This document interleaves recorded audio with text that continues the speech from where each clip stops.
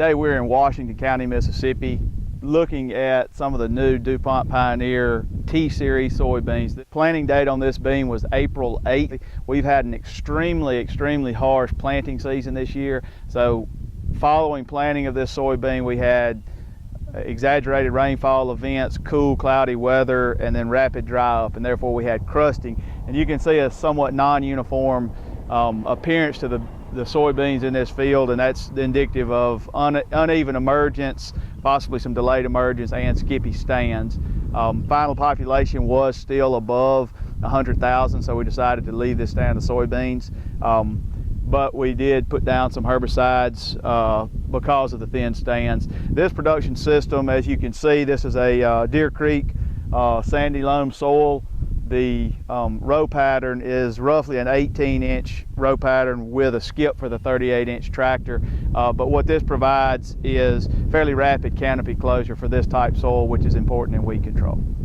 And this soybean plant, as you can see, there are blooms on this main stem as well as on some of the branches. That indicates we have entered into reproductive development, so this would be considered R1. One thing I want to point out is that we're roughly 10 nodes.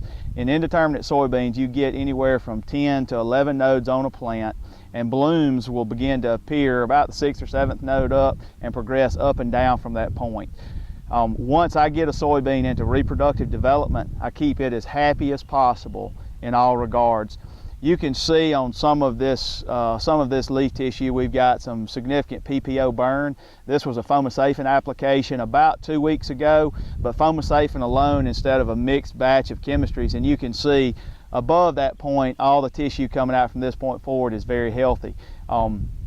And we have some residuals laid down now. So we made the application of a herbicide prior to entering into reproductive development, but after that plant was several nodes in height and could tolerate that application. So at this stage, there are several things I look for. One is again, very healthy tissue coming out the top of the plant. I like to see that, you know, we are progressing up and down. I like to see branching when I'm on short stacked nodes. All right, so one of the things I look for at this stage of growth is to make sure that we have nodulation. You can see that on this lateral root here, you can see some nodules. If you'll take that nodule, cut it open, or split it open, there will actually be a red color to it, showing that it's actively fixing nitrogen to fill the upcoming pods.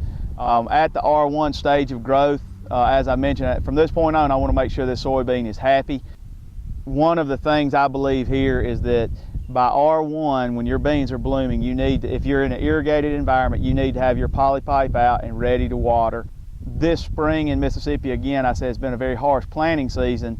What we have done is had rainfall event after rainfall event. Therefore, we've sort of developed a shallow root system.